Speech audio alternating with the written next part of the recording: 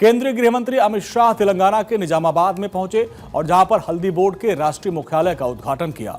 इस मौके पर केंद्रीय कोयला एवं खान मंत्री जी किशन रेड्डी, केंद्रीय गृह राज्य मंत्री बी संजय कुमार, बीजेपी सांसद के लक्ष्मण, निजामाबाद के बीजेपी के लोकसभा सदस्य डी अरविंद और पार्टी के अन्य नेता मौजूद रहे।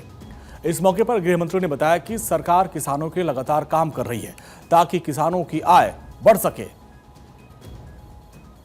सरकार ने 2030 तक $1 बिलियन के हल्दी के निर्यात का, एक्सपोर्ट का लक्ष्य रखा है और अंतर्राष्ट्रीय मंचों पर $1 बिलियन के एक्सपोर्ट के लक्ष्य को अचीव करने की हमने पूरी तैयारी भी की।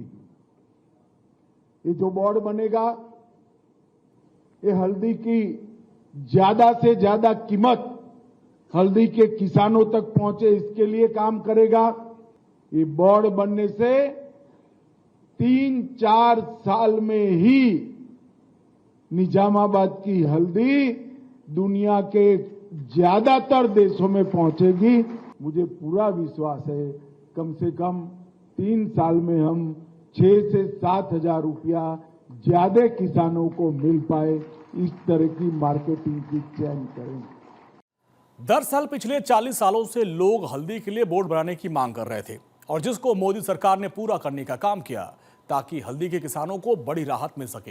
केंद्र सरकार पहले ही हल्दी बोर्ड का गठन कर चुकी है जो किसानों को बेहतर बीज, मार्केटिंग और एक्सपोर्ट में मदद करेगा। सरकार का मानना है कि इससे न सिर्फ किसानों को और उनकी आमदनी बढ़ेगी बल्कि भारत की वैश्विक पहचान भी मजबूत होगी। सरकार के इस फैसले पर बीजेपी की तेलंगाना इकाई ने ट्वीट किया और जिसमें लिखा गया, प्रधानमंत्री नरेंद्र मोदी ने पहले हल्दी बोर्ड की स्थापना की घोषणा की थी और अब उन्होंने किसानों के सपनों को पूरा किया। प्रधानमंत्री नरेंद्र मोदी ने हल्दी की फसल की गुणवत्ता में सुधार, अनुसंधान और किसानों की आय में सुधार के लिए 200 करोड़ रुपए आवंटित किए हैं।